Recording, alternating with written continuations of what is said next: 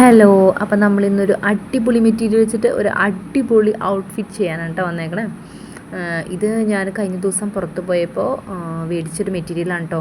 പറയാതിരിക്കാൻ പറ്റില്ല, അത്രയും സൂപ്പർ കംഫർട്ടബിൾ ആയിട്ടുള്ളൊരു മെറ്റീരിയലാണ്. ഭയങ്കര സോഫ്റ്റ് മെറ്റീരിയൽ, എന്ത് സുഖമാണ് ഇത് ഇടുമ്പേന്ന് പറഞ്ഞാൽ അത്ര സുഖം. ഇതിൻ്റെ കൂടെ അവർ തന്നതൊരു നമ്മളെടുത്തേക്കണ ലൈനിങ് എന്ന് പറയുന്നത് ഒരു ബട്ടർ ക്രേപ്പിൻ്റെ ലൈനിങ് ആണ് കേട്ടോ.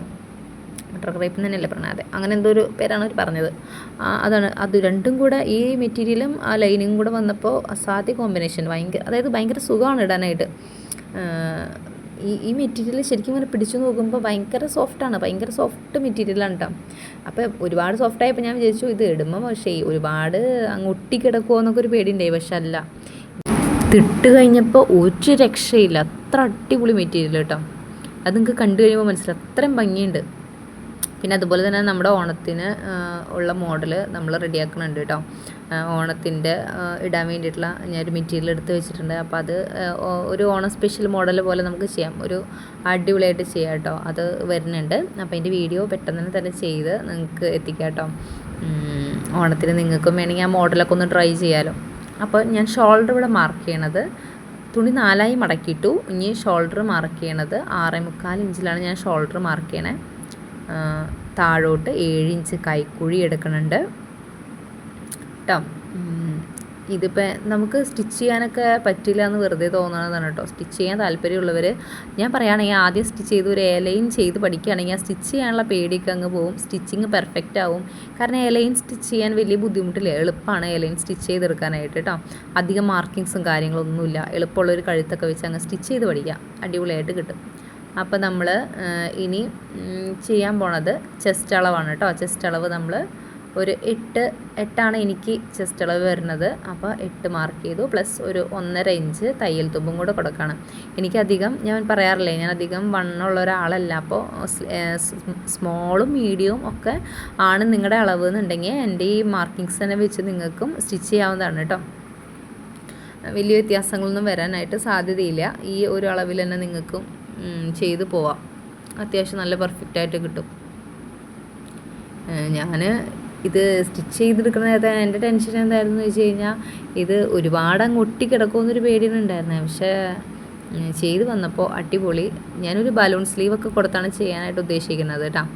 അപ്പോൾ അതൊക്കെ ചെയ്തു വന്നപ്പോൾ ഒരുപാട് നന്നായിട്ട് കിട്ടി. ഇനി ഇതിൻ്റെ നെക്കിനൊന്നും ഞാൻ ഒരുപാട് ഡിസൈനൊന്നും ചെയ്തില്ല, ജസ്റ്റ് പെട്ടെന്ന് തന്നെ ചെയ്ത് തീർക്കാവുന്ന രീതിയിൽ ഒരു നെക്കും കാര്യങ്ങളൊക്കെയാണ് ഞാനിതിന് കൊടുത്തേക്കണേ. പക്ഷേ ഇത് ഈ മെറ്റീരിയലിൻ്റെ ഭംഗി ആണോ എന്താണെന്ന് അറിയില്ല, അത് ചെയ്ത് ബലൂൺ സ്ലീവ് ഒക്കെ കൊടുത്തേക്കണോണ്ടാണോ ഇത് ചെയ്ത് വന്നപ്പോഴത്തെ ഭംഗി എന്ന് പറഞ്ഞാൽ അസാധ്യമാണ്. അപ്പോൾ നമ്മൾ ഷോൾഡർ മാർക്ക് ചെയ്തു, കൈക്കുഴി മാർക്ക് ചെയ്തു, ചെസ്റ്റ് മാർക്ക് ചെയ്തു. ഇനി ഷോൾഡറിൻ്റെ അവിടെ നിന്ന് നേരെ താഴോട്ട് ഒരു 13.5 ഇഞ്ചിലാണ് നമ്മൾ വേസ്റ്റ് മാർക്ക് ചെയ്യണത്. അപ്പം നിങ്ങൾ വെച്ച് നോക്കാം, 13.5 ഇഞ്ച് എവിടെ വരണേ അതിന് നേരെ അങ്ങോട്ട് ഒരു നിങ്ങളുടെ വേസ്റ്റിൻ്റെ അളവ് മാർക്ക് ചെയ്യുക. 13 അല്ലെങ്കിൽ 14 ഇഞ്ചിലാണ് വേസ്റ്റ് വരുന്നത്. അത് വണ്ണുള്ളവർക്കും ഇത്തിരി ഹൈറ്റുള്ളവർക്കൊക്കെ 14 ഉപയോഗിക്കാം. എന്നെ പോലുള്ളവർക്കൊക്കെ ഒരു 13 മതി. 13 ഇഞ്ചിൽ നേരെ അങ്ങോട്ട് വെച്ച് എനിക്ക് വേസ്റ്റിൻ്റെ അളവ് വരുന്നത് 7. അപ്പോൾ 7 മാർക്ക് ചെയ്തു. ഒപ്പം 1 ഇഞ്ച് തയ്യൽ തുമ്പ്.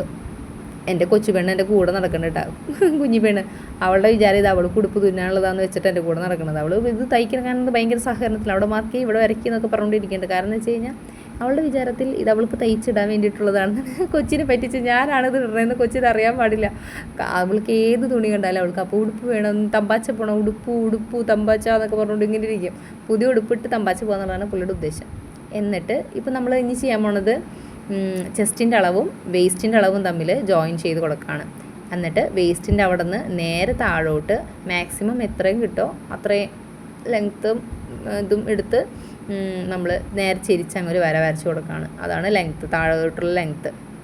വേസ്റ്റിൻ്റെ അവിടെ നിന്ന് നേരെ താഴെ ചെരിച്ച് നമ്മളൊരു വര വരച്ച് കൊടുക്കണം കേട്ടോ. ഇത് ഞാൻ മാർക്ക് ചെയ്തിട്ടുണ്ടെങ്കിലും ഈ കളർ കൊണ്ടാണോ എന്ന് അറിയില്ല, തുണിയുടെയും ഈ ചോക്കിൻ്റെയും കളർ ഒരുപോലെ ആയതുകൊണ്ട് ഏറെക്കുറെ സാമ്യമുള്ളത് കൊണ്ടാണെന്നുകൊണ്ട് അങ്ങോട്ട് കാണാൻ പറ്റണില്ല അല്ലേ. കാണാൻ ഇച്ചിരി ബുദ്ധിമുട്ടുണ്ടെന്ന് എനിക്കിതിപ്പോൾ വീഡിയോ കണ്ടപ്പോഴാണ്, ഞാനിപ്പോൾ എടുത്ത് നോക്കിയപ്പോഴാണ് എനിക്കത് മനസ്സിലായത് കേട്ടോ. എന്നിട്ട് ഈ അളവിലോട്ട് അങ്ങ് നോക്കി അങ്ങ് കട്ട് ചെയ്ത് കൊടുക്കാം. എൻ്റെ ഇടയിലാണ് ശ്രദ്ധിച്ച്, ഞാൻ കൈക്കുഴി നിങ്ങൾക്ക് മാർക്ക് ചെയ്ത് കാണിച്ചു തന്നിട്ടില്ല. അതപ്പോൾ നമ്മൾ കൈക്കുഴി ഒരു 7 ഇഞ്ച് മാർക്ക് ചെയ്തില്ലേ, അതിൻ്റെ മിഡിൽ പോയിൻ്റ് കാണാം. ആ മിഡിൽ പോയിൻറ്റിൽ ഒരു വര വയ്ക്കുക. ഈ കോർണറിൽ നിന്ന് 1 ഇഞ്ച് വരയ്ക്കുക. എന്നിട്ട് അത് രണ്ടും കൂടെ കൂട്ടി ചെസ്റ്റിലോട്ട് ഇങ്ങനെ വളച്ചൊരു വരയും കൂടെ കൊടുത്താൽ കൈക്കുഴിയായി. മനസ്സിലായി എന്ന് വിചാരിക്കണു. കൈക്കുഴിയുടെ വര വരച്ചില്ലേ, അതിൻ്റെ മിഡിൽ പോയിൻ്റ് കാണാം. പിന്നെ ഇവിടെ നിന്ന് 1 ഇഞ്ച് അങ്ങോട്ടേക്ക് വരയ്ക്കാം കോർണറിൽ നിന്ന്. എന്നിട്ട് അത് ചെസ്റ്റിൻ്റെ അവിടുത്തെ അളവിലേക്ക് ഇങ്ങനെ 3ഉം കൂടെ അങ്ങ് ജോയിൻ ചെയ്തങ്ങ് ഒന്ന് ഷേപ്പ് ചെയ്ത് വരച്ചാൽ കൈക്കുഴി. അത്രേ ഉള്ളൂ കേട്ടോ. കണ്ടോ, ഈ 3 അളവ് അങ്ങ് വരച്ചാൽ കൈക്കുഴി കേട്ടോ. ഞാൻ എന്തെങ്കിലുമൊക്കെ ചെയ്യുമ്പോൾ അവൾ എന്നെ വരയ്ക്കാനൊക്കെ ചെന്ന് ഇങ്ങനെ വരച്ചുകൊണ്ടിരിക്കുമ്പോൾ അവൾ എൻ്റെ കൈയൊക്കെ പിടിച്ച് പൊക്കി കളയണം കേട്ടോ. എനിക്ക് കറക്റ്റായിട്ട് എടുക്കില്ല. ഞാനാണെങ്കിൽ ഒരു കയ്യിൽ ക്യാമറയൊക്കെ വെച്ചുകൊണ്ട് ചെയ്യണം. എൻ്റെ ക്യാമറയൊക്കെ നശിച്ചു പോയി. പിള്ളേരുടെ അടുത്ത് വീക്കിയിട്ടൊക്കെ അതൊക്കെ പോയി, ഇടപാട് തീർന്നു. ഇനി സ്റ്റാൻഡ് പറഞ്ഞാൽ കിട്ടിയിട്ടൊക്കെ വേണം. ഈ ഫോൺ വയ്ക്കാനൊരു സ്റ്റാൻഡൊക്കെ കിട്ടിയിട്ടുണ്ട്. സ്റ്റാൻഡ് ഉണ്ടായിരുന്നത് കേടായിപ്പോയി. ഈ സ്റ്റാൻഡൊക്കെ കിട്ടിയിട്ട് വേണം. ഞാനത് തന്നെ ഒരുപാട് കഷ്ടപ്പെട്ടിട്ടാണ് ഇത് എടുക്കുന്നത് കേട്ടോ. കണ്ടോ, അപ്പോൾ നമുക്കൊരു എ ലൈൻ എടുത്തു. ഇനിയിപ്പോൾ ഇതിൽ എനിക്കൊരു എ ലൈൻ നമ്മളിപ്പോൾ കട്ട് ചെയ്ത് കൊടുത്തു. ഇതിലേക്ക് ഞാൻ ലൈനിങ്ങും കൂടി ഇടുന്നുണ്ട് കേട്ടോ. ഞാൻ നേരത്തെ പറഞ്ഞില്ല ബട്ടർ ക്രേപ്പ്, ആ ലൈനിങ്ങും കൂടെ വെട്ടി വെച്ചിട്ടുണ്ട്. ലൈനിങ് വെട്ടണത് സെയിം അതുപോലെ തന്നെയാണ്. നമ്മളെങ്ങനെയാണ് നേരത്തെ മാർക്ക് ചെയ്ത് അതേപോലെ തന്നെയാണ്. അതേ സെയിം മാർക്കിങ്സ് കൊടുത്ത് അതുപോലെ തന്നെ വെട്ടി അങ്ങ് എടുക്കാം കേട്ടോ. ഇത് ബാക്കിലേക്കുള്ള നെക്കാണ്. ഈ നെക്ക് ഞാൻ ചെറിയൊരു ഓപ്പണിങ് കൊടുത്തൊരു കൊളുത്ത് ബട്ടൺസൊക്കെ വയ്ക്കാമെന്ന് വിചാരിച്ചത്, പക്ഷെ അതിനുള്ള സമയമൊന്നുമില്ല. അപ്പോൾ ഞാൻ എന്ത് ചെയ്തു, സാധാ ഒരു കൊളുത്തൊക്കെ വെച്ച് അങ്ങ് അഡ്ജസ്റ്റ് ചെയ്തു. ഫ്രണ്ടിലെ നെക്കാണ് കേട്ടോ.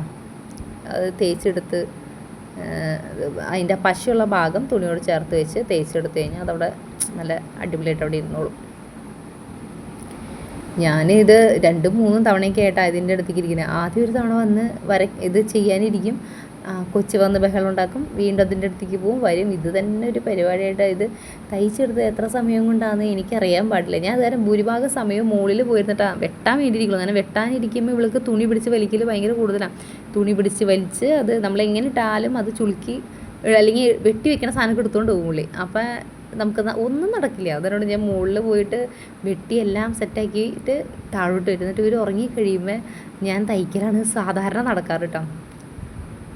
ഇതിപ്പോൾ ഞാൻ കൈക്ക് വേണ്ടി മാർക്ക് ചെയ്തിട്ടേക്കണ്ടാണ്. ഞാൻ കൈ ബലൂൺ സ്ലീവ് കൊടുക്കാമെന്ന് ഓർത്തുകൊണ്ടാണ് വിചാരിച്ചേക്കണേ.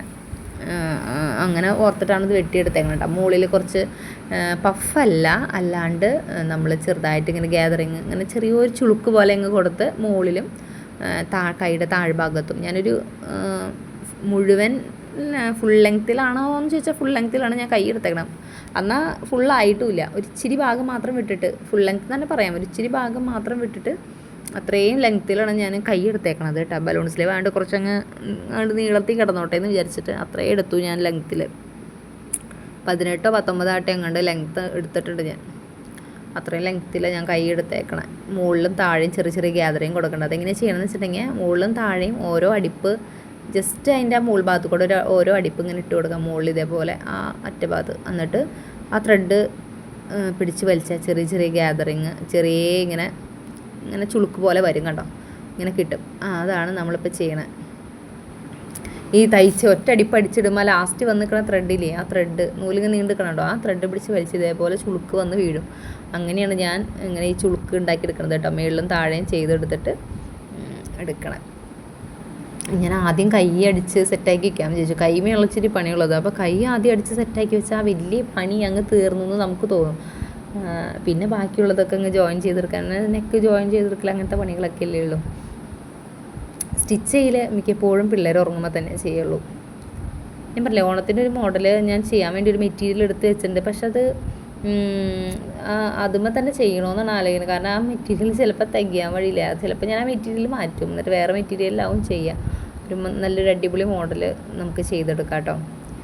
നിങ്ങൾക്ക് ഞാൻ പറയണതും ചെയ്യണതൊക്കെ മനസ്സിലാവുന്നുണ്ടെങ്കിൽ ഒന്ന് കമൻറ്റ് ചെയ്യണേ.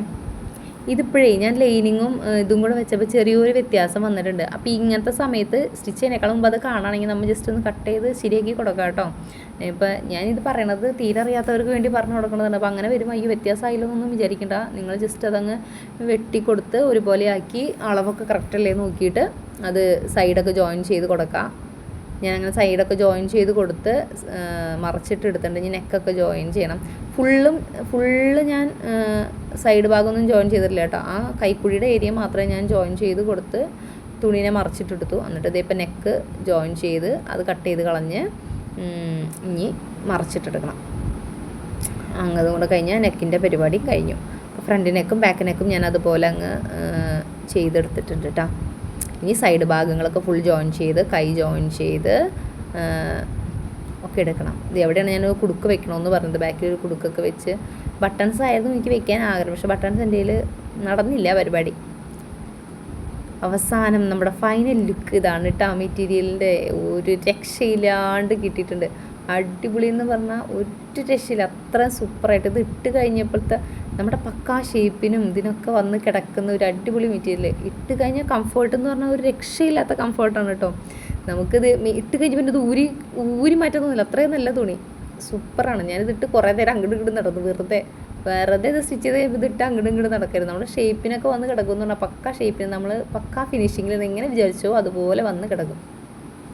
അത്രയും നല്ലൊരു മെറ്റീരിയൽ. അപ്പോൾ നിങ്ങൾക്ക് ഇതിഷ്ടമായെങ്കിൽ ഒന്ന് ചാനൽ സബ്സ്ക്രൈബ് ചെയ്യാനും ലൈക്ക് ചെയ്യാനും മറക്കരുത് കേട്ടോ. അപ്പോൾ അടുത്ത വീഡിയോയിൽ വീണ്ടും കാണാം.